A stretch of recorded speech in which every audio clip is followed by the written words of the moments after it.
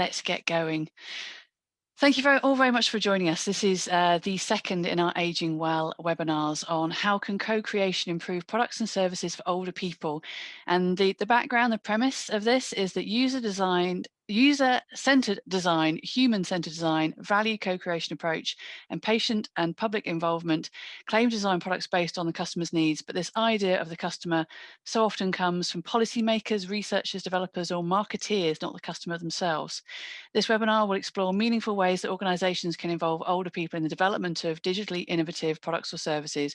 We'll look at the role of relationships, not statistics, in understanding need and start to challenge assumptions about how to deliver better value. This project is funded by the University of Sussex and the Economic and Social Research Council to help translate academic knowledge into action. This activity is facilitated by Always Possible, a unique consultancy looking at 21st century problem solving through the connected conversation. My name is Lucy Payne. I'm a member of the Always Possible team, and my role here today is his host. So I'm here to facilitate the great minds and sort of perspectives we have on our panel and feed your questions in and hopefully get a really meaty conversation going. We ran out of time last time, which I think is a really good position to be in, isn't it? So a little bit about the background on the Aging Well project brings together a host of activities, research and content. And as a part of this, we've also set up a community content hub via a peer networking platform called the Possibility Club, but you should have had the details of that when you registered to join us. And the conversation is already on there, so if you haven't checked it out, please do. And signing up to the Aging Well, Changing the Conversation Circle to join a community of people and organisations interested in discussing, debating and disrupting how we age well. It's a place to share ideas, build collaboration and move towards changing the conversation around how we age. And as we discussed in the last one, we're all aging as we get over the age of 21, and over 50 is perceived as old, or is it under 60? There's a great debate about what old is, but we should all be very grateful that we are actually aging. That's a luxury that many of our ancestors didn't have, and how we do it well and how we have an improved aging, but also a personal aging. That was quite a key theme of the last session about it's an individual decision around how we age and move forward in our life and what retiring could look like. Do check that out if you haven't seen it. That video is on the Possibility Club. And so this is all free online sessions, and it's to give you permission to disrupt the way we think about and do aging well, bringing together cutting edge research, business innovation, grassroots practice in the community and individual lived experience. We're pooling our knowledge to see what the future might look like. So if you're open to sharing ideas and building collaborations, you're in the right place. That's what we're here to do. We have an amazing panel today. I will briefly introduce you, and then what we will do is hear from each of them for around 10 minutes and say, while the panel is speaking, do feel free to ask questions. I'm going to be keeping an eye on this as we move forward. So the speakers are Professor Debbie Keeling. Debbie is Associate Dean of Engagement and Professor of Marketing in the University of Sussex Business School. She's also the Director of the ESRC Impact Acceleration Account for the University of Sussex. Debbie has more than 25 years of collaborative research within healthcare and social care, championing the citizen's role in the shape of health and social care services of the future. We have Amir Fashini, the Chief Executive Officer and co-founder of Cradle. Maya Golf-Papez, a lecturer in marketing at the University of Sussex Business School, where she researches, teaches and consults on how to responsibly use, co-develop and market digital services in order to ensure that they actually bring value to the consumers and older consumers. And Marina Ricci, the CEO of Tonus Tech. And that's enough from me. That's the positioning. We're looking forward to a really good over an hour of discussion. And I'd like to start by introducing Professor Debbie Keeling. Debbie, good to see you again. We started this conversation actually at the end of last year, didn't we? We did, yeah. Welcome. Thanks so much, Lucy. Thank you. And welcome to everybody on the call. I'm going to kick this off by talking about digital health technologies. And before I start, I'm going to come across as quite negative, but I just want to say I'm actually really supportive of digital health technologies. They can really help people, for example, in terms of facilitating access to offline services, for example, accessing 3D tours. They can facilitate people's decision-making around their own health, and they can also really innovate in service delivery, for example, the use of AR in consultations. However, with respect to those kind of technologies, I'm also going to challenge a key assumption about engagement. And I also want to give a person's view on the possibilities of co-creation of value with these services.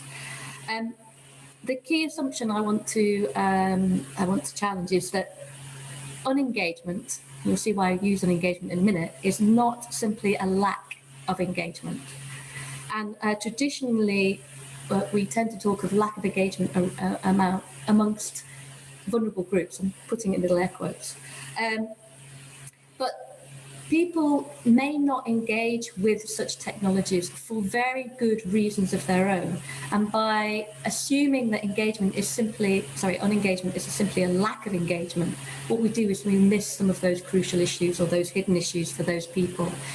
It can be a very active choice. It can be something to do with their circumstances. It doesn't necessarily mean that they don't want to engage. There are other things at play. So I'm going to talk about people's reasons for that unengagement at 3 levels, and similarly co-creation. The views I'm representing today are some views if we talk to 915 people about their engagement or otherwise with digital health technologies. And of those 915, 292, so that's 31.9%, were unengaged with those kind of technologies. And this is how they talked about it themselves. So at one level was the personal level, and this is very much about what they perceive to be their own vulnerabilities. So not vulnerability about the fact that they may have an illness or a disorder, but vulnerabilities that how they actually defined it for themselves.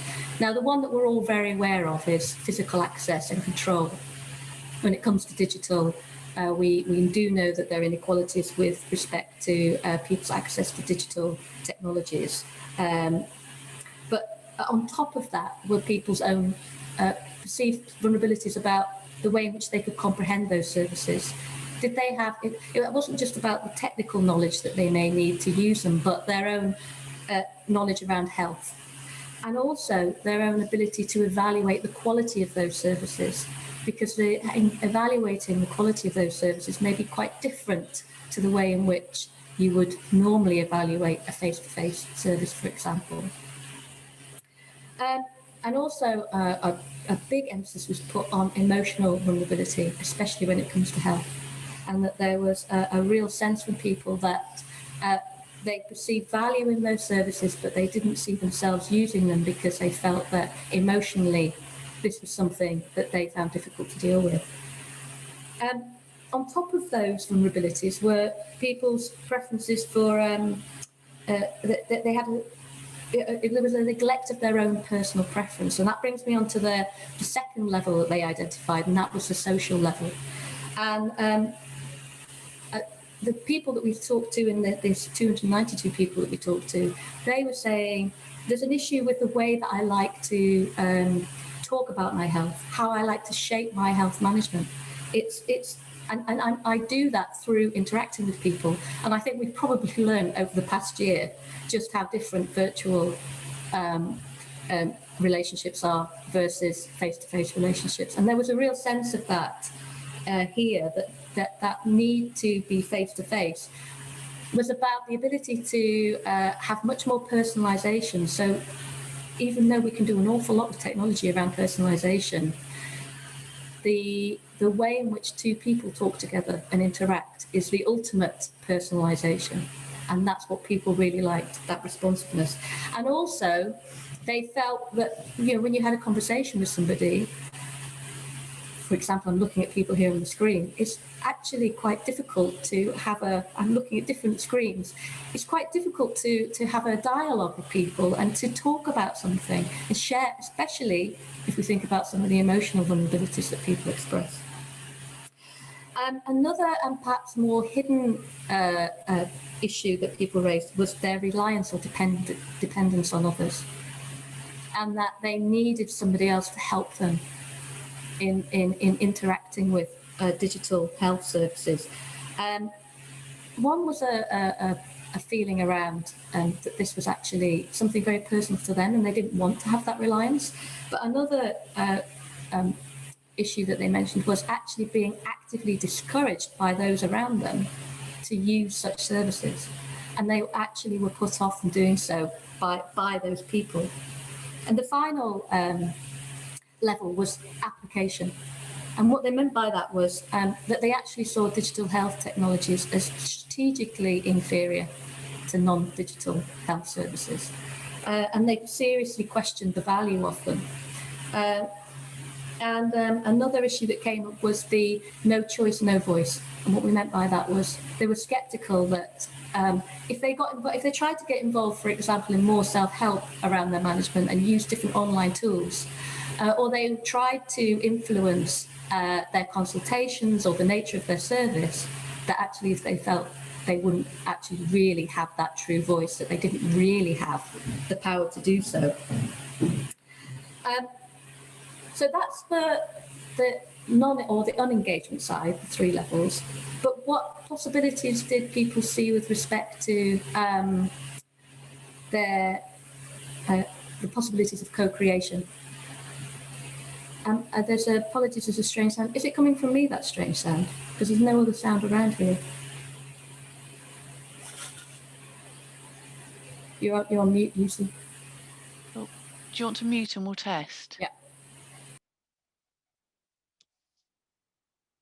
Is it me? Very strangely it is, but don't worry. It's not too distracting. I do apologise.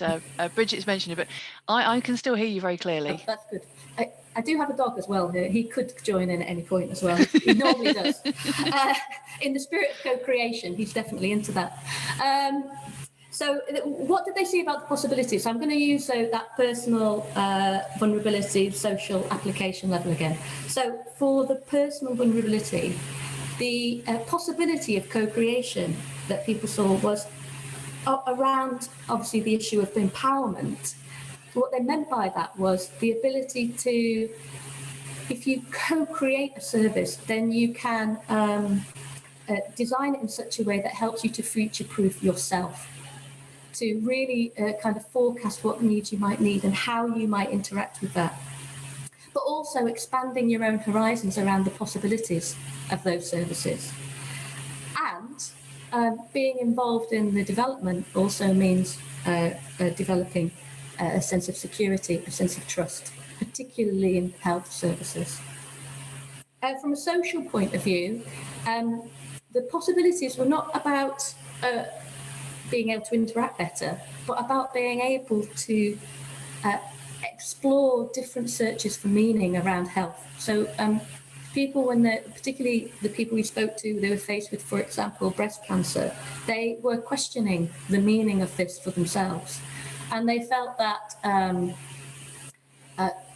quite often, not in every case, that they would come across a kind of traditional service that didn't allow them to explore the meaning of breast cancer for them. It was very much a prescribed journey. So being able to feed that into some sort of co-creation process was seen as important. And it also means that they can confirm their own experiences, that if they've had something that's a little unusual, they're able to feed that in, they're actually able to put that into the process and have that recognised. And that kind of confirmation or recognition of your own personal experiences was really strongly emphasised.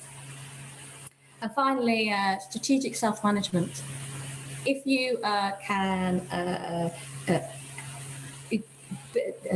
if you can help design a system that takes into account your needs and how you can self-manage, how you like to self-manage your health, then you've got the possibility of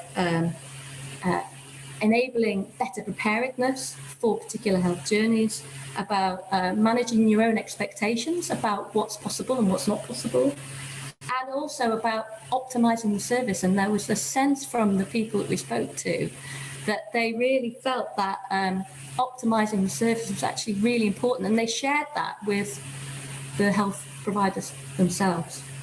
So I'm going to finish on that note, that unengagement is not a lack of engagement, and the possibility of value in co-creation is significant in many ways for people. Were there any sort of patterns in people who had more negative to positive experiences with the idea? Because I generationally probably be embracing technology, and as you say, how it could help with my understanding of my journey. Was there any demographic? Were there any groups? No? No. So age, forget age. That had nothing to do with it. That's why I wanted to ask, because I'm thinking in your head you think, okay. No. No. No. In fact, it was fairly. Yeah, age didn't have anything to do with it. It was much more about your own perception of your own vulnerability. Okay. As opposed, so we had people who were maybe in their 20s who felt very vulnerable and didn't want to take that responsibility, and quite, in some of the circumstances they were in, I can perfectly understand that. Whereas we had other people in more advanced years were very happy to engage in some things but not in others. So it was the age did not matter. I think there was a slight male-female difference, with females more positive than males, but demographics didn't really enter into it. That's really interesting. Oh, thank you. We've had a question here. Actually, Maya, you asked. Maya, do you want to ask Debbie? So hi, Debbie. So I would just like to ask you, you mentioned that some people were discouraged to use tech by relatives. Why? What were some potential reasons for that? Well, I can put it in their words. Things like, oh, you're not up to that. Oh, why are you doing that at your age? Or I don't really have time to help you. So if I don't have time, then you shouldn't be doing it. Or no, you shouldn't be doing that by yourself. That's a professional's job. And these are the sort of things that people were telling us they were being told. And I can see a point. We talked a little bit about good old Dr. Google in the last session, about there is sometimes people's perception is, quality of information, but actually engaging in technology, it's all about the source, isn't it? It's not all created equal. Mm-hmm. Yeah. So the blanket negativity isn't helpful to anybody, really, is it? No. In a related piece of work, actually, we spoke to a lot of people who were engaged in online communities, and they didn't tell their family because they wanted to talk about issues that they didn't want to talk to their family about. And so they actually didn't discuss it, and their family didn't know that they were engaging in that. And that was a very informal health service, but it is a health service. We talked a lot about choice in the last session, and about how we each deal with aging and with health personally, and how we address it. Yeah. And we need lots of different routes to be able to do that. And technology surely is an essential one of those, isn't it? So yeah.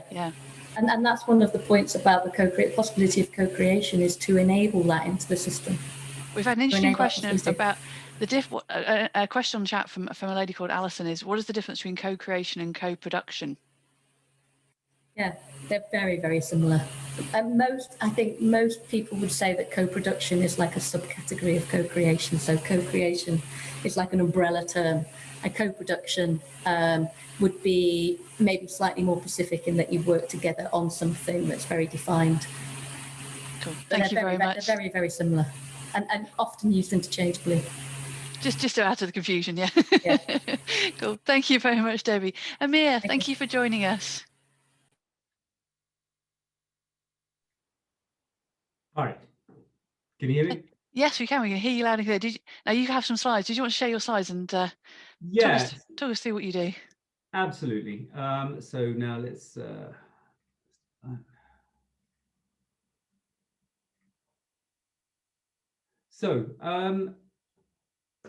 Thanks for the invite, and really pleased to be here. I'm the CEO of Cradle. We've been around for a few years, and we are. Hopefully we'll have time to just show you a video around the co-creation piece, but I think it's so important what Debbie was talking about in terms of involving people in the development of the system. User centricity is absolutely key to any kind of product for any set of consumers. And I think one of the things that tends to happen with older adults is that people are often seen as problems that need solutions. Often you get engineers showing up with great, really fantastic tech, and it doesn't really have very much. They haven't thought about what it could mean for the older adult.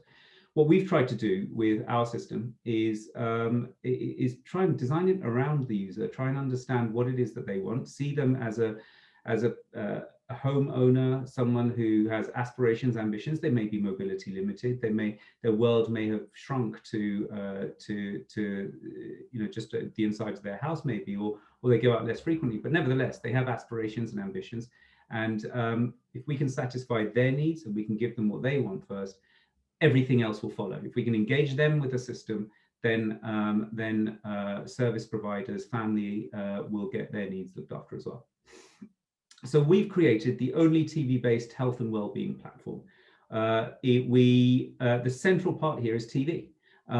We think that there are a number of issues with using existing, with technologies such as PCs or with the smart screens that don't have anything actually to do with IT skills. But what we found is that even a slight tremor when you're trying to tap an app on the screen could take you to the wrong app. The loss of circulation in fingertips means that capacitance on the smart screens doesn't work quite as well. The bewildering array of software updates, etc., all cause various issues. So we thought that the way to go with this is to use the technology that our user base is really familiar with, and will always engage with, and that's the TV. Nobody has a smartphone room and nobody has a tablet room, but everybody has a TV room. So you have a sofa configured around that, and you engage. So we use the TV to support health and well-being, and I'll go into the way in which we do that. But first, I'll describe the system. On the left here, you can see that it consists of a hub that sits on top of the TV. And on the right-hand side there, you'll see the remote control. It's very simple to use. There's just yes, no answers. So you can see on the screen, would you like to make a video call? You hit green for yes, blue for no. That's it. If you say no, it moves on to the next item in the carousel. And the video that I'll show you, it will be about, we show how we actually came up with the carousel and the remote control for that. On the left-hand side of that picture, you'll see it's just a standard set-top box that we use for the compute function. But essentially, the user just interfaces with what they see on the TV and the remote control. That's the extent.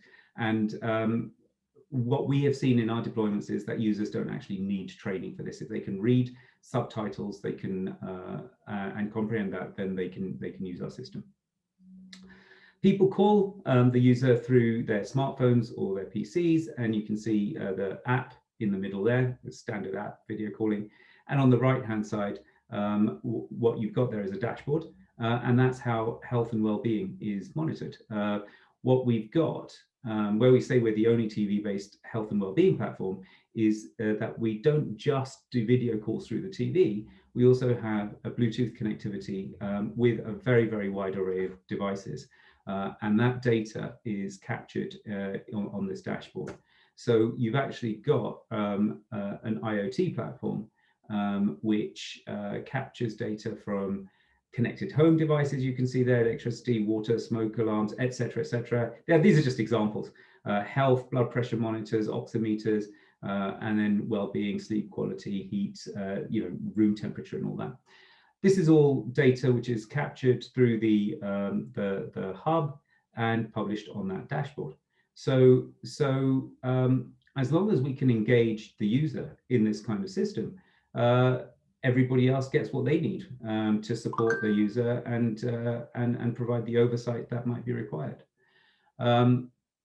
So the system is a TV-enabled health wellbeing IoT platform. And we're looking at some really fantastic engagement. The fact that we bring both the health and the health and well-being side together with social connectivity means that we have applications. And one of the things about the pandemic is just the level of catalysis. It's just catalyzed the use of video calling.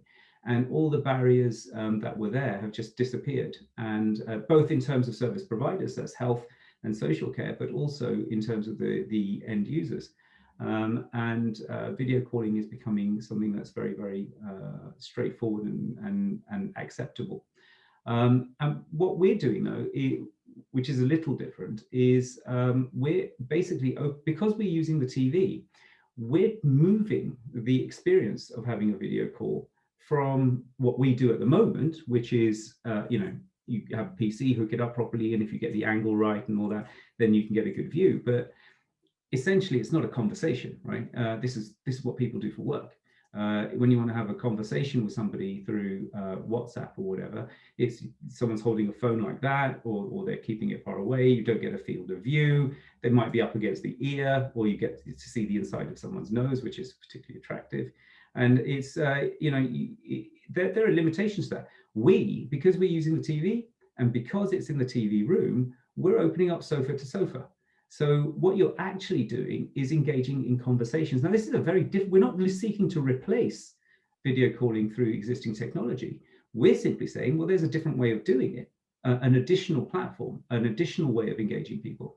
And the social side of this is what we hope to open up, is because people can sit on their sofas, cup of tea, and talk, right? Nobody's looking at themselves in the corner of the screen, the picture-in-picture piece. Because they're facing the camera is about 2.5 meters away on top of the TV. For all intents and purposes, they're making eye contact, right? Because they're looking directly at the screen, and the camera feels like they're looking directly in. So that conversation is it's an important element. You can get the body language, you can get a sense of the room, and people can engage in those social things. Now, we know that there are a number of offerings out there. Most notably, Facebook has brought out Portal, and that can, and they're publicizing that the use of the TV. But coming back to the original point around user centricity, that is not a product designed for older adults. It's not a product that takes into account some of the design issues that there are with smart screen technologies for older adults. And that's why we believe we've got, not only are we different in terms of the IoT platform, but we're also different in terms of the actual experience for the end user. We're engaging with a range of partners. You'll see a lot of NHS logos, but there's a whole load of home care and various other organizations that we're talking to and we're working with, and we've got pilots in place with. You know, we're seeing good uptake, we're seeing good feedback. So from health and social care professionals, these are just qualitative, so you know, it's not publishable data here, but these are through interviews with a range of people who we've been working with, and everybody's seeing the use of the TV as being a substantial step up from the using tablets, smartphones, or telephone calls. And that's great. You know, for people, some recent feedback that we've had, because we're capturing data from remote devices, because we've got the access to the user through their TV, and they can talk in a more relaxed way. One of the comments that we got back from one of our partners, NHS partners, was how they've been able to replace, well, not replace, they've been helping patients avoid visiting hospital when they've got high anxiety, simply because they can talk through the TV and bring a level of conversational calm, and manage the concerns that the users might have, which they might have previously ended up going to the hospital for. So there's a high level of acceptance amongst health and social care professionals, as well as, of course, the end users. There, you can see here that you know, almost everybody said that Connect's really easy to use, but tablet and smartphones weren't that easy. Our goal is what you see on the right, is to address loneliness and social connectivity. If we can design and configure to build, continue to build our system around the user, focused upon you know, avoiding the techno anxiety that's associated with keyboards and smart screens. You know, all you've got is that remote control. That's the only physical manifestation of the system that you need to touch. The rest of it's just the TV and the small hub that sits on top of it. So there's a high degree of uptake in both interest and engagement, in both service providers and in the users. You can see, I won't go into all the details there, but we're We want to build a platform that's focused upon helping people become more resilient as they grow older. For resilience, you need a diversity of social connectivity, you need an outside interest, you need a positive view of life. And this is what we're hoping we'll be able to deliver as we develop this platform out. Thank you, Amir. And is this a case of, I mean, this is obviously, it's not new technology, but we're seeing technology being used in a different way because of, it's almost a positive coming out of COVID. I work with an organisation that had developed smartphone doctor's appointments. That's something they had. And then suddenly, this time 11 months ago, doctor's surgery should be like, well, we need it now. So as you say, all the issues that you're looking to address aren't new issues. They've just been heightened over the last year. And well, that's exactly right, Lucy. So we're working with with a respiratory team who needed, so they're out visiting people, or they were out before the pandemic, visiting people who needed support for respiratory problems. They would bring them together in physical locations. They go through exercises and all of that, and they'd take some readings. Now they're doing it virtually because shielding and lockdown restricts that. So they're doing the physical activities, but they're also capturing blood saturation readings from Bluetooth oximeters, right? So it's actually enhancing the way in which people are interacting with each other, service providers and the end users. I think it's a really good point there from Dan about the use of AR and VR tech going forward, because there's always the challenge that's brought up here is that we don't want to remove human touch. We do want to get back to being in person, but if this complements and enhances someone's life, could you see it going that way in the future? Completely. It's as I said, we're not seeking to replace what's there, but what we think there is a massive gap for something that's designed for older adults, right? And the current technology just isn't. If older adults start engaging with this technology, then we'll see the same proliferation of different ways of interacting with each other, which may augment face-to-face, may make interactions more frequent. But we don't. It's another layer. It's a positive, isn't it? It's another layer of conversation to support people. Somebody did ask about it. It's cost. Is that something that's been defined as yet? Someone asked if the hardware is affordable. Obviously, that's one of the big challenges with Facebook. That's quite expensive. Yeah. So one of the big differences between us and a company like Facebook is that we don't actually have any advertising, and we're not commercializing data. We don't have any of that. So we're running a subscription model. So there's an upfront charge in certain models, but roughly it comes out to something like £25 to £30 a month. That we're looking to. And as you say, you do a lot more than the portal. It's not just the video calling. There's a lot more health. Well, precisely. The whole thing around the IoT platform, there are no other TV-based IoT platforms out there. And what we don't want to do is to price this in a way that price becomes the barrier. People are paying £20, £30 for iPads and smartphones. Those just aren't being used. This will get used. I'm smiling. I'm my mother's tech support. That's the way it goes, isn't it? Thank you very much, Amir. Can next come to Maya? Thank you for joining us. Hi everyone, thank you for having me. Just a second, let me share my slides.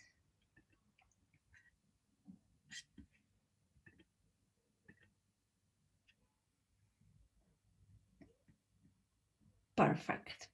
Okay, so hi everyone. My name is Maya, and I'm a lecturer in marketing at the University of Sussex Business School. It's such a pleasure to be here today and have the opportunity to talk about how co-creation can improve products and services for older people. I would actually suggest that we slightly change the question. At the same time, we also provide an answer. How can co-creation improve the products and services for older people is that we use the co-creation to break the stereotypes that are kind of embedded in the product development process, intentionally or unintentionally. As marketeers, innovators, service and product designers, we are concerned with solving customers' problems or addressing customers' needs. While we come up with brilliant solutions for these problems, our main problem is that we don't really problematize the problem, and very often we seem to reverse engineer what the problem actually is. In making assumptions about consumers' needs or consumers' problems, we are forgetting on all the biases and stereotypes that we are bringing in the process of developing services and products. So to demonstrate this point, I teach services marketing and consumer behavior, and over the period of last 4 years, I've been asking my students in New Zealand, Slovenia, and United Kingdom to answer this question that we have on the slide. So when we're talking about the customer's needs, we know this is the core concept in marketing, right? I asked them, look, we have a customer, he's 72-year-old man. So what products do you think we should offer to this person? Any idea what are some of the answers that I get? So what do future generations of marketeers suggest me to offer to this person?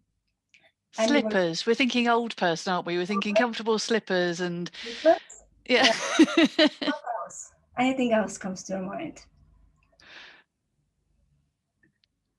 Products around mobility. Thank you, Suzanne. Yeah. Okay. So I can see that you're being possible, but here are some of the answers that they actually mention. So they say dentures, wheelchairs, life insurance, prepaid funeral plans, anti-loneliness package. I'm not sure how this package looks like, but it sounds interesting. Then, of course, we have anti-aging cream. And two products that I would say are maybe the most optimistic on this list are biscuits and Viagra. Biscuits is everybody, definitely. But at least they're maybe a little bit more, like in a way they're more optimistic than everything else what we have here. So the products that are listed here suggest that our future generations of marketeers and innovators seem to think about old age in terms of loss and decline. The perception that life just gets worse as we get older affects not only the way we design the products and services, but also what we think should be designed or is worth of being developed. So to kind of understand why is this the case and why we are bringing these biases in our marketing campaigns in innovation process, we have to put things a little bit in the context. And obviously we know that stereotyping is a normal part of everyday life. So we kind of need this to stereotype to survive. We make sense of the world by stereotyping. So it's also very unlikely that we can completely get rid of it as a process. Another potential reason for why we so much like to stereotype is about older people is that young people seem to have less and less contact with older people. So UK is one of the world's most age segregated countries where basically we don't spend we spend less and less time with people from other generations outside of their own families, which of course makes stereotyping easier. And thirdly, we do have to talk about training. And in this case, I think universities have to bear some responsibility as well.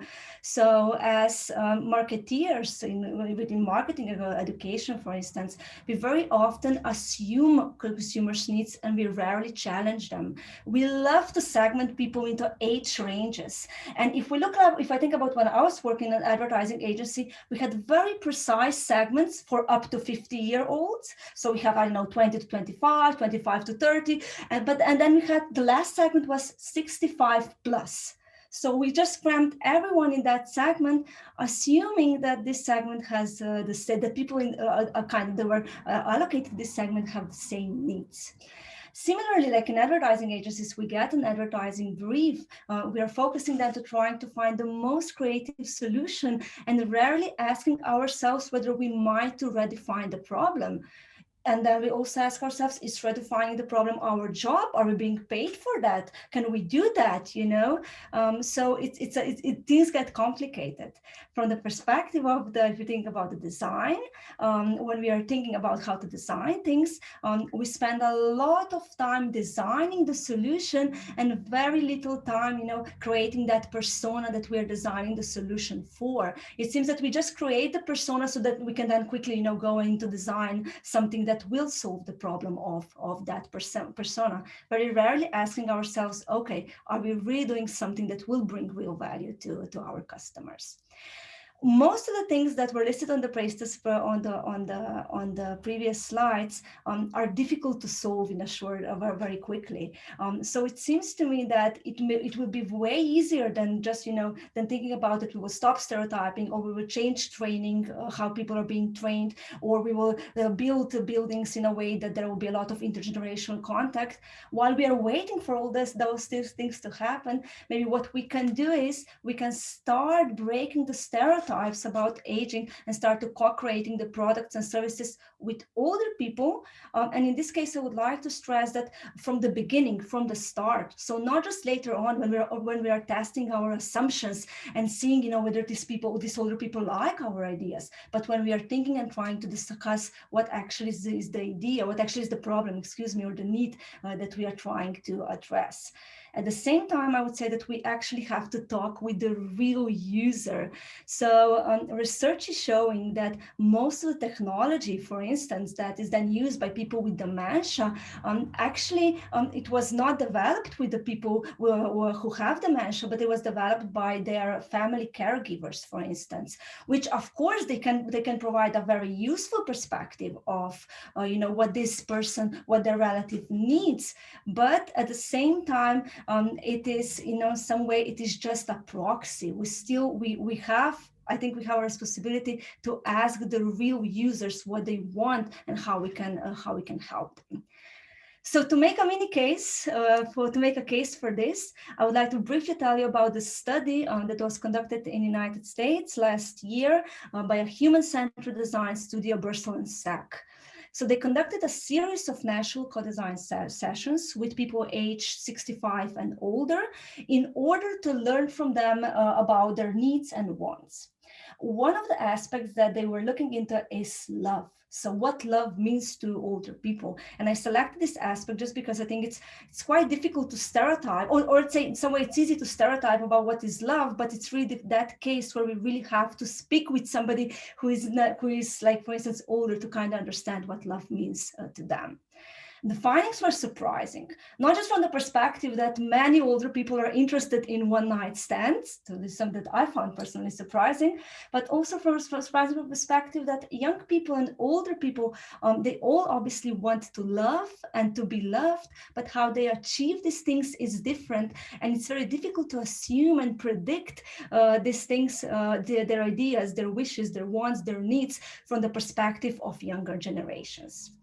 So if we look like when we are young and we are looking for love, we're very interested in how people look like, what kind of hair they have, what kind of car they drive, it's BMW, it's Mini, whatever, and also what kind of energy they have. Then later on in our this called midlife love, we are more interested in stability, in comfort, in security. We try to procreate children, projects, houses, and so on. But then when we move to the stage of late love, we are more interested in whether this person has a good sense of humor, whether they have any interesting stories to tell, whether they are kind, thoughtful, and what we want to do is, or what older people want to do with older people is they want to procreate experiences. There's a very nice quote where somebody said, so if you meet in your 20s, you mold yourselves and form together. At this age, so later on, there is so much life stuff that's happened, good and bad. It's hard to melt with someone. And basically this molding is not the person, it's not the objective, it's not the main goal when you're trying to find love in later stages. So later love seems to be more an experience where people are seeking to be loved as they are. They're not prepared to change as much as when we are younger, and we say, yes, I will do everything just that you'll be with me. And then we might change our mind, but still, that stage when we're in love, we sometimes say and do silly things. So later love, we are a little bit, more maybe thoughtful, and the attraction and sexiness happens through humor, voice, and stories. It's not so much about the perception. So the problem that occurs is that most of the dating apps that we currently have and solutions that are currently on the market do not really cater to these needs. They are reductionist at best and humiliating or disempowering at worst. They do not address the older people's need for some human touch or thought in the selection or matching. And also, if you just think about their features, they do not consider the need for different selection criteria for partners beyond physical and visual attraction. So, for instance, one interesting finding was that most of the people don't want to move to their partner's house. They want to live separately. They're not interested, in moving. They want to live independently and just meet, I don't know, during the weekend or however. So most of the things, most of current apps do not really allow people in older life, later life to find love. As marketeers, innovators, developers, we have a choice. We can keep perpetuating the stereotypes of aging and embedding the biases into our product development processes and into our marketing campaigns. Because let's just be clear that marketing to seniors is terrible, no doubt about that. So marketers, we are responsible for the situation and for perpetuating these stereotypes of what it means to be old or older. But at the same time, I think so we can do that, or maybe we should swipe right. To co-creation. If anyone is on Tinder, we know that so Tinder is a dating app. When you're on Tinder, if you swipe right, that means that you say yes to that person, right? That's a match. So maybe we should all swipe right to co-creation and realize that co-designing with older people might be difficult, expensive, frustrating, at least at times, uncomfortable, but it seems to be the only way to put something on the market that would actually solve the customer's problem. Yesterday, I've just seen this, it was an ad. I'm not sure what Google, because I'm off the market, but Google is suggesting me this dating app. And the app said, so this is the only dating app designed to be deleted. And I kind of like this value proposition, because at the end of the day, maybe as developers, innovators, we have to think about, okay, how can we solve the problem in that way that our product might become obsolete, that the people want, because we will empower people, they will solve the problem from themselves and they won't rely on us anymore. And that's basically everything from me. Thank you for joining this session. That's brilliant. We've got in a tangent I didn't see coming. That's all good. We're all swiping right.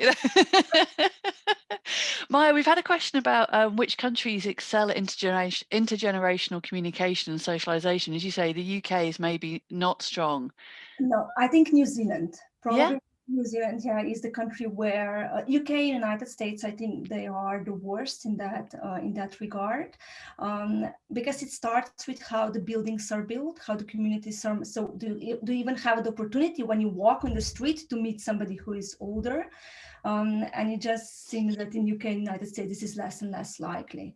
While in New Zealand, they are, and of course, then we have also countries such as Japan, where there is more respect, toward older people. They're positioned as somebody that we can learn a lot from them and not as a burden, right? We talked a lot about this. Everybody gets upset about their generation being put in a block, whether you're Gen Zs or millennials. So why do we insist on doing it? And as you say, at the other end, it's 40 years potentially of a block. We all get upset about that. It's like our star signs, isn't there? There aren't 12 types of people. So why do we? It's lazy marketing. And but we also talked about retiring. Isn't, for some people it's not going and buying a Ferrari and trying to and compete in the Olympics. They might want a quiet retirement. It's like celebrating all those nuances. But it's funny to say this about Ferrari. You know, we kind of forget that if we talk about Chanel, for instance, Chanel said that most of their, I think that 60% of their target market is older than 65 years old.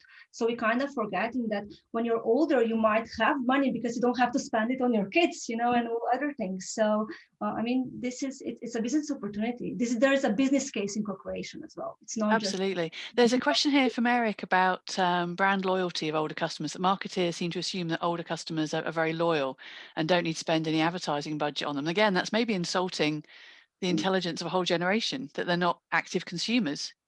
I mean, definitely. And if we just look at the ads, how people are portrayed there, they are very portrayed stereotypical. But again, this is the easiest way to do. And as I said, so if we think about the advertising agencies, they get the brief, you know, and they tell them, so our customers, the company tells them our customers has this sort of needs. And now what this advertising agency is trying to do is they're just trying to come with the most creative solution for that. They're not challenging whether that is a need or not. They are, so I've seen some statistics that people are, when they're older, they are loyal, but at the same time, that doesn't mean they're not prepared to try new things. They're definitely not stupid and ignorant. And obviously, if they have a choice, they are prepared to switch, right? So yeah, I think we should be paying more attention to them from the business, from the perspective that they're generating a lot of value. And we have an aging society, so that's a demographic that's getting bigger and bigger. There's an opportunity, and it's empowering them, just like Amir with your technology, it's empowering them, not patronizing them. And Chanel advertising is quite ageless, but most of the adverts are beautiful and young, but it doesn't, Natalie Portman's one I've got in here, but it doesn't feel too patronizing. That might be Dior, but it doesn't feel patronizing. It's very classic, isn't it? It is very classic, and I think they're using Helen Mirren, I think, as their influencer, however you want to call it. But you know, we are strange, right? While we all want to be really inclusive, and we all, you know, we say we are loving, I don't know, people that are like us seeing them in the ads, but actually research is showing that when we are buying something, we still want to buy something from our ideal self. And here, because we have so much stereotypes about what it means to be old, you know, it's a question whether we want to buy an aging cream from somebody who is old, or we would just buy it from somebody who is now chic and young and just trying to take care that they won't get old, right? With Jane, I think Helen Mirren is a great role model, because the other one is Jane Fonda, but Jane Fonda very honestly admits how much work she's had done, so that she's not an aspirational aging boo, whereas Helen Mirren is. It's about a bit like Judi Dench, isn't it? These are wonderful, strong women who are aspirational, but also really feisty, aren't they? You know, they're very feisty, but at the same time, even if she's done some work, you know, that's her choice. Maybe this is the way how she's taking care of herself. Absolutely, yeah. And it's embracing that. I don't know why we've gone straight for female aging role models, but they seem to be. I think I'm probably most proud to see those ladies out there still working and still I would love to be like either of them in my 70s and 80s. That would be amazing, wouldn't it? Yes. If we can book that, please, that would be great. I just realized there was like an app, I think last year it was very popular, where you could age yourself, and everybody was sharing that, you know, with each other, which I kind of in some way, you know, I mean, yeah, maybe it was a step in the right direction, because at least you didn't say, oh, gross, you know, or something like that. It's better than all the filters that just basically get rid of all the aging, kind of celebrating your laughter lines, because it means you've had a good life. There's an interesting comment from Debbie about the old marketing principle used to be that you'd market with a model 10 years younger than your target audience. Yeah.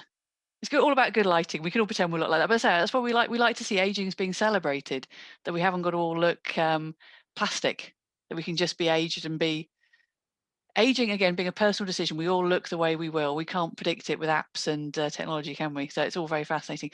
Thank you very much. And last but not least, Mariana, thank you for joining us. Hi, thank you for having me here.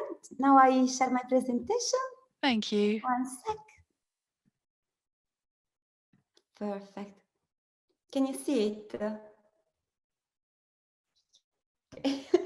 So thank you very much again for having me here, and I'm really happy to get all these insights, because I have collected a lot and take actually notes for the user research that I am about to engage in the next period. So thank you to everyone about that.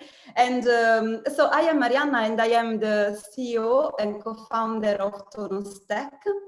We are one of the portfolio company of Zinc that I've seen someone of you has mentioned, and actually Ella, Rachel and Tim are there, hello, and thank you for coming. And Autonomous Tech is a human robotics company. So actually we are trying to solve a problem that also I think Suzanne mentioned, so the mobility problem, mobility issue.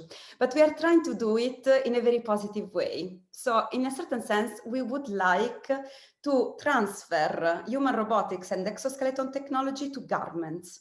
So the idea that basically we are actually working, now we are in a robotics incubator in Denmark, working on artificial muscles, so soft robotics technologies that could be embedded inside garments, or at least quite light weight structures, and that basically give assistance to the hip to help people during locomotion.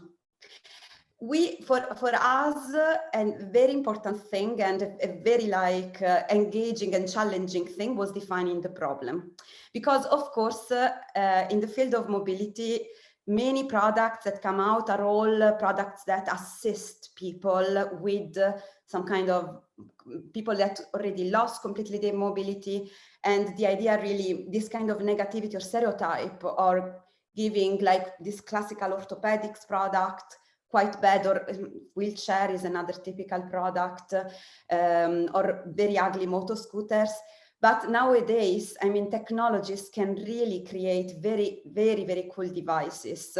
And in our case, we thought, okay, of course, we have to define the problem.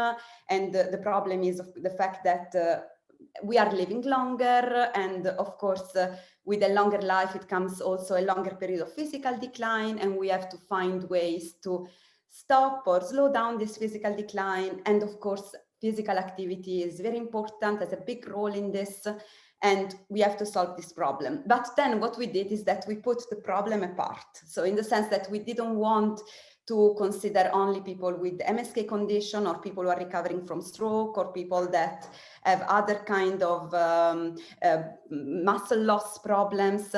We actually thought, okay, now what we want to investigate, what is really relevant for us, is the meaning of sport. So sport in a social dimension, the new relationship that people through sport can have with their body. So basically the positive things of physical activity. And this actually helped us also to understand how to conduct our user research, how to select the users that we wanted to invite to the co-design activity that we organized. So first of all, to familiarize with our user, we basically we trained with people. So we participated in walking football teams. We were in Shepherd Bush training on Saturday morning, basically on walking football. Then actually we went to train with the older adults classes at the YMCA. The YMCA has very, very amazing sports trainer who are volunteers that are really specialized in sports training challenges for people with different conditions. And it was really cool to see how they encouraged them and how they created a community that often organizes also activities in the weekend, because sport is not only in the gym, or nowadays is not only at home, but many people love going out, are these kind of weekend warriors. And regarding weekend warriors, we also trained, we went out with the ramblers. That was also very interesting to understand how people measure their ability. So they decide to, for a certain kind of walk instead of another, certain kind of amount of kilometers instead of another. So it was really, really amazing. And somehow from this activity, we invited the people we liked the most. So we saw like more engaging, like kind of pioneers users, as you say, in design for our co-design activity. We actually had also a very good support from two institutions. So the National Center of Aging of Newcastle, and Voice, where we had also a wonderful co-design session, and big help from Arthritis Action, because they basically helped us also to understand the biomechanics of such a tool like we want to do. And they themselves engage with several startups in mobility assistance to help them to go out from the stereotype. So once we did it, so basically we organized our co-design session, but we had a huge problem because we are basically designing an exosuit. So it's a project that will take years to be there. And we of course built some prototypes, but the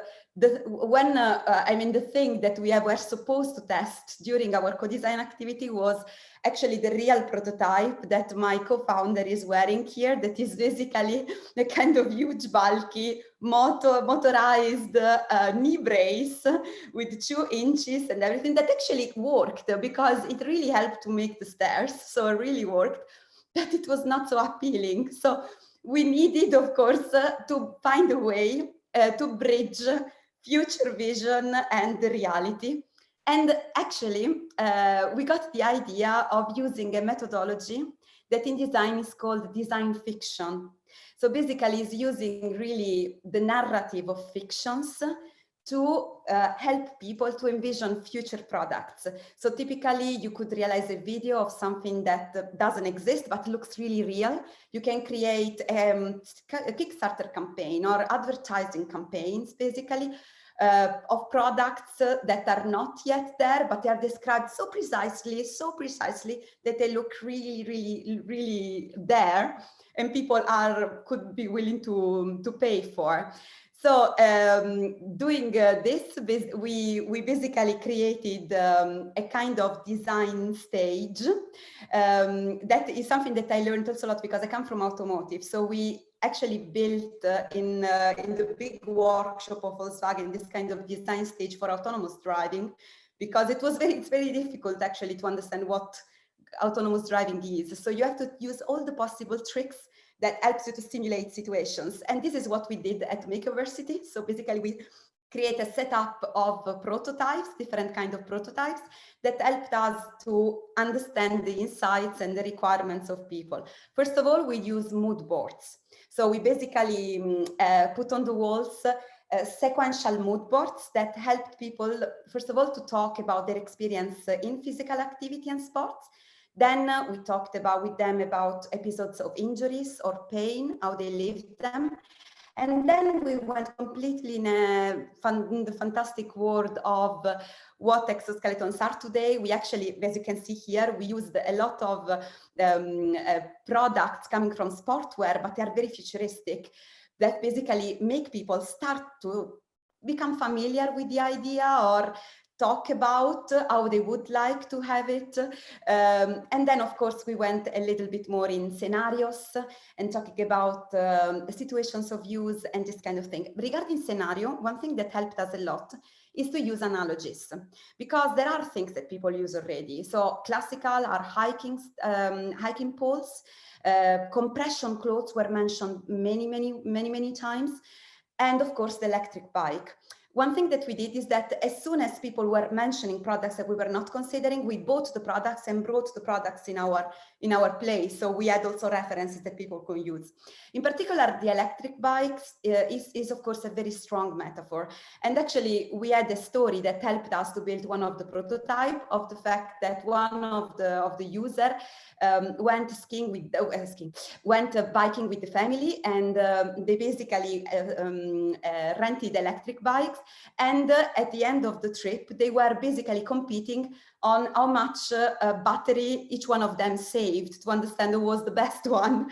And we replicated the same thing in our faked interface, because we basically created an interface where people could use our suit and basically calculate how much force is given by the suit and how much force is instead produced by their muscles, in a way that they could see that during time the force produced by the suit would diminish, and so they would become better and better. And we created a kind of ranking of people who could compete with peers or other people, anonymous people of the same age, to see who was the best in that, and people really liked it. So of course we also simulated and did a lot of renders because visuals also help. But one other thing is that, because, as I said, we want to bridge robotics technology and fashion, a little bit like Nike is also actually working now on running exoskeletons. So we checked a bit this kind of analysis. And what we did is that with the help of 4 fashion designers that collaborated with us in 2 months, we created a full collection of tonus products. And basically we asked again people to give us suggestions regarding that, and this helped us also at a very important thing that an hardware startup has, because an hardware startup has to come with a product that is also short term, because although it would get no investors, so the exoskeleton is a too long-term project. So through creating our collection with different kind of characteristics, we also started to understand that people are in some cases interested in, for example, having sensors inside the wearable to get insights regarding the joint health and to help with exercising, but also that according to them already thermoregulation and compression, especially if they could be dynamic, they are already form of augmentation for them. And so we will include this in our first MVP. One thing that so we actually do we do iterations of user research. So user research never finish, especially for a company like us that has a long technical development. We basically engage more and more in user research, not only with what we think final users, but also what we consider the co-producers of our product. That means, for example, sports trainer and physiotherapist. So we are also doing this kind of sessions now. One of the next research that we will be engaged in together with Zinc, we will one about taboos in mobility. So in particular, 2 kinds of taboos. One is a taboo that regarding talking about mobility issues and physical decline. In this case, we are cooperating with especially sports trainer and personal trainers in particular that help us to understand how they change the language in which the people talk about their bodies and about their performances. So it's very important that people somehow go through also learning, a learning path related to their body, because really the words change and they can somehow adopt also a language that is a privilege only of athletes nowadays. So it's a quite interesting process. And the second thing is more about human augmentation. So of course, augmentation sometimes can be scary because we can think to Robocop or something like that, but augmentation is already everywhere. And actually there are wonderful examples nowadays. For example, the Cybathlon that is organized to design wonderful futuristic wheelchairs and exoskeleton to help people with disability in doing sports, to make them compete basically. And of course, superhuman sports that are a new category of sports that use, for example, this is a classical running exoskeletons. And we are taking inspiration for them and talking with people about these examples, but also trying to reach the people who actually use them and were engaged in this. Actually, regarding this, this morning we had one of the interview, and it was very, very interesting because it was with a Finnish man who himself came out with a fiction of it's a fiction that was in the 70s in the US. It's called $6 Million Man. And he's a kind of augmented person. I didn't know about it, but what we did is that because he watched it and he was passionate about it, so basically we make him recover some episodes that helped him basically to make a relationship between our future product and these episodes, and it was amazing. And we were completely immersed in these fictions. So this is one of the main design tool that we use at the moment. This is all. Thank you very much. You make me feel old now, Mariana, that you don't remember the $6 Million Man. That's classic television from the 70s. I come from Italy. I think there was not in the Italian television. That's why. Well, I'm sure it's somewhere in a box set. I'm sure someone's dug it out and saved it because it's one of those classic sort of pieces. Got a great question from Nora here about how long did the co-creation process take and what was the main benefit of doing it? We organized several sessions inside 1.5 months. We had actually to stop and cancel the last ones because of COVID, because of the lockdown, but it was long. We had, you Yeah. know, we are an early stage startup, so we were also in the Zinc program, and we were very privileged, so we could do it. We had the support. We had the residency and Makeversity. They helped us to do this. It was really nice. So we had time to do it. But now, for example, that we are engaged more in development, it's of course all finalized prototype sessions will be shorter, but we are finding a more practical way to do it. So in particular, now that I am in Denmark, we agreed with a gym that works in strength training for people 50 plus.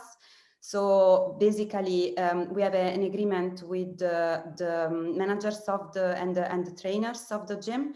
So we can use the suit that we will finish, so the first version of the suit with the sensors and the thermoregulation, so for summer, and we can actually test it with them. And we are now searching for some collaboration in physiotherapy. So we have for now one physiotherapy center that is interested in this. And we have now checking the collaboration with another robotics company that produces more robot for rehabilitation, and the suit would measure the compliance of such a robot. So we are also, in this case, it will be maybe something that will mix a little bit more practical prototype testing with co-creation. So especially, I'm a big fan of when people try something. The problem is that the product is, of course, at the first stage, so it's not really perfect, and people can get in the trap of thinking, oh, this is it. Exactly. So of course we have still to use the imagination and to help them envision how it could be improved and what it could be in the future. So but that links straight back into what Debbie was saying at the beginning about having people as part of the journey. Because I wrote down about that you empowered movement and you improved movement. I loved that, the stats about you could see how your movement, how much was you and how much was the suit. All that feels really proactive, because a frustration that we all potentially face in aging is our body not doing what we remember it used to be able to do for whatever reason. Yeah. And actually be able to do something where you're not giving in to, as you say, to a wheelchair or to a walker. But I mean, Debbie, what were your thoughts on that outfit? It looks fantastic, doesn't it? Yeah, I was completely convinced from the your picture, Maria, that it was ready to go. I was thinking, fantastic. How do we order one now? Yeah, absolutely. Now, Maya, you have a question for Mariana, so I shall let you pose the question. Okay, so I would like to ask Mariana, what was the biggest challenge that you find for designing anything from? It could be like how you got the participants, or like the process-wise, or anything like that. And the second question, were people eager to participate, and whether you offer them any incentives? So what do people get out from participating? Yeah. So we didn't offer incentives. This is another thing. So it really, according to me, really depends on the product, because I have experience in my work with incentives. So it really depends on the product. In this case, especially again, providing people a lot of this renders and things, people were really curious. And as I was mentioning, we knew people. So somehow through, again, the YMCA and the sports group, so we kind of became friends with these people. So at a certain point, we brought people in. So it was way easier. So there was no resistance, it was just curiosity.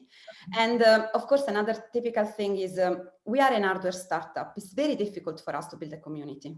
So this is the way in which we build a community. So everything that comes related to us, like even a LinkedIn article or anything, then what we like is that sometimes people write us.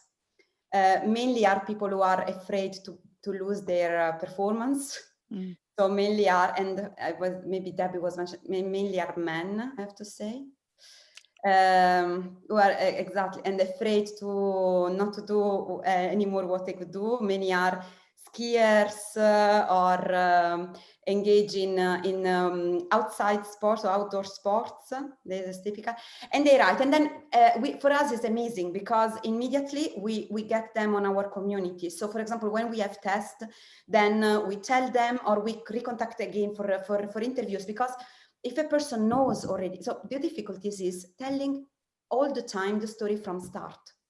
If a person knows you, it's very easy to recap from where you have left. And this is it is a small community. We cannot, it's not representative of attraction like VC says, it's not. But I also, from design, I know that somehow for this kind of future product, you have to create a community of pioneers. And so it's also normal that, and maybe the challenge is finding the pioneers, because those early adopters, yeah, absolutely. Yeah. So from the people we interview, we selected also the ones. I was just going to say, we're kind of coming into the last 10 minutes. So anyone who's got questions, fire those questions in. But I want to say to Amir, you've gone through this same challenge of getting your early adopters. You've got the technology, you've thought it through, you've got the value proposition. How did you get those first early adopters to start working with your solution? Well, I was fascinated actually with this desire to set up a community. This is exactly what we were looking to do, and actually we started working with Theo Fotis in the University of Brighton, because Theo had set up something called the Living Lab, which is a group of well, it's some blocks, basically apartment blocks with residents who are willing to try out technology. And we started working there. And I didn't get around to showing the video, but we have a video. I can send the link later. We can share it on the Possibility Club. Yeah, let's pop it in there. Yeah. So, we were able to then, get a group of people together, older adults together, who could talk about the way in which the using our remote control, looking at the carousel and all of that. And our goal now is to actually set up a group of super users that we can now go back to with new features, with design changes, and because once you're out there, you've got to be very careful about your brand and all that kind of thing. So we want to have a group of friends basically that we can go to and say, look, we're thinking about doing this, and they can say, no, that's completely idiotic, and it's it's a safe place that we can do that.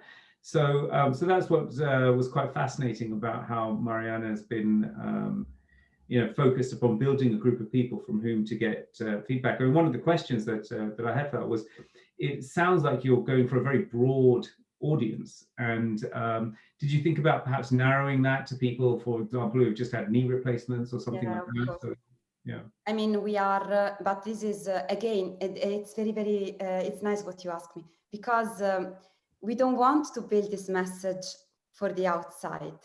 We have it for us, for our business strategy, and we, of course, we have a classification of 3 groups of people we can offer it, also from the business point of view. But we don't want to communicate this outside, because keeping it blurry, it helps people to feel it. Oh, it could be something for me. Like there is no prescription for an electric bike. Yeah. And we really want to get closer to that. Or like, the shoes, this is another wonderful thing. It just came up. The Nike shoes without laces. Yeah. The same. So it's not for people with disabilities or people who cannot tie the laces. It's for everyone. That's right. Exactly. Immediately. It's for people who watch Back to the Future. Again, we're going back to old films. It's like the 70s and 80s predicted. It's like watching Star Trek, isn't it? We're all going to become cyborgs, and I'm fine with that. We've got some questions in the chat. We've got Debbie asking a question about how do you incentivize businesses to co-create, design, and produce? How do you engage businesses to work with you? Who'd like to pick that one up? It wasn't my question. Somebody put it in the Q&A. Different Debbie. Yes. Yeah. It's gone. Oh, who would like to answer that one? Sorry, can you just repeat the question, please, Lucy? How do you incentivize businesses to co-create, design, and produce? Well, I think that if I can take a first stab at that, it's if you don't co-design and co-produce, you end up with something that you think is good, and that's an echo chamber. Those things are dangerous, right? And so I think the biggest incentive is just wanting to be successful, but. It's interesting what Mariana was saying about Makerversity and places like that. We were at Makerversity as well, and it's having these kinds of hubs and networks where you've got companies that start working with each other and sharing those networks. I think in the startup phase, it's really, really important, and you can start sharing some of the networks. So, for example, the fact that we were working with the Living Labs was also relevant to some other our sort of friends in the sector, and so we can make that available. So you know, I think it's the opportunity, but actually it needs to be baked into your DNA as a startup. I've got to get the feedback. Maybe one other, so it's totally true. I mean, we are the same. So through Zinc, through this robotics incubator, the same. So that you need a platform because they connect people. But there is also one other thing. In the field, for example, of human robotics, but in many other fields. But let's say many companies like us struggle and will struggle because it's a long development. So struggle. Yeah. So for example, people we are a kind of a small community. We reach each other. So for example, there is a company from Germany that makes humanoids. Yeah. But we have a similar challenge that is the actuator. So we are in touch and we compare. So we just are super transparent, because a little bit like the open source community, if there is a technical challenge, there is no IP there. I mean, at the beginning at least, because we need to solve it. Yeah. So somehow people come together, and then there is typically in this field application for European funds or whatever. So exactly. So we have seen all the same thing in smart garment. So in the miniaturization of the sensors, in especially polymeric sensors, the same. People struggle to find applications. They are beautiful, but the application are not yet there. So whatever startup they find that could find an application, then they just Now, Maya, I've seen you having a conversation. Eric's asked about creating a super user group, and I quite like your response of quick answer, it's complicated. Do you want to expand on that? It was actually referring to the Eric question about the brand loyalty. So because Eric was asking whether I have any research about brand loyalty, and so whether older people are more brand loyal or not. And it's a very complicated issue. Maybe Debbie can chip on this one as well, because I know she knows a lot about brand loyalty. But in general, so it's very category specific as well. So if we're talking about something as banking, for instance, people are more likely to divorce than switch a bank. And this is not just older people, this is also true for younger people. But I do think that that marketers who think that older people are loyal and they don't need to win their loyalty and they will keep being loyal, they are just digging their own grave. So good luck with that, But I'm not exactly sure about these super user groups. What would this refer to? Oh, Eric might help us on the chat and embellish slightly more. Maybe it is looking at that niches. I'm assuming he's kind of, rather than having this 40-year-old block of people, kind of creating, because we said you're 72-year-old, if you had a group of 20 72-year-olds, it will be so different. But this is how we know. So one of the core things that we learn, that we teach our students, is segmentation, right? Very early in the process, we have to segment the market, and we have to, we have to simplify things for us, because then we think, okay, we can do something about them. But maybe we could just try to survive with that complexity for a little bit longer and just kind of understand that things are messy, and that maybe we'll be way better marketeers if we kind of embrace that messiness and not just put things into the brackets. So for me, for instance, maybe more useful concept is something such as jobs to be done framework, if you ever heard of it. So we're not thinking about how old people are, but we're thinking about what are the core jobs that they're trying to do with that product or service. And then you might find somebody that people are trying to find love, and like somebody who is younger and somebody who is older, they might unite in that need, So we have to go, I think Debbie mentioned in the comments, we have to ask ourselves why people want to do something and not how old they are, right? I think, Debbie, I like your comment there. It's scary of letting go of anything. Your point was empowering people, wasn't it? About everything we've talked about here, everybody's solutions, it's empowering people to have more control and because aging can sometimes feel like you're out of control of a process. Your body and mind aren't doing things you want them to. Yeah, exactly. Yeah, and I think that was that's what people express. And it's empowerment has all kinds of rainbows of empowerment. It's not just one thing to everybody. It's got a multitude of meanings, and that's why I put Mariana. I love the way that you put yourself in. At first I said other people's shoes, but I think it should be other people's trainers. That, or other people's yoga pants. That that helps you to understand actually Actually, what people I have it to needs say, people. I also lost, I think, 5 kilos because because I was not so sporty before, and it helped. And by doing user research, you can find another value propositions that you can. Yes, exactly. Yeah. Oh yeah, Yeah. users will always throw up things you've not thought of. So you build a product and go here, and then they'll use it in a different way. Which is brilliant. And that's why it's good to get it out there and have people, as you're saying, get people trying it. And if they suddenly find new uses for it, brilliant. That's all the better, isn't it? Yeah. Well, I think Maya's point is actually quite a profound one, where you think about something that needs to be done rather than the people who need to do it. And I think that's what we're trying to do with Sofa Calling, right? That we're trying to enable, and we think, families or close friends to be better connected when they can't see each other. And right now we think that that's important for older adults, but as you say, I think that we might end up with a very different profile of user, simply because this is something that can be done now, and that's easy to do. Absolutely. Well, we're coming to an end now. So if you've enjoyed this conversation, the next one of these is on the 24th of April, which is all around can disruptive innovation help people to age better?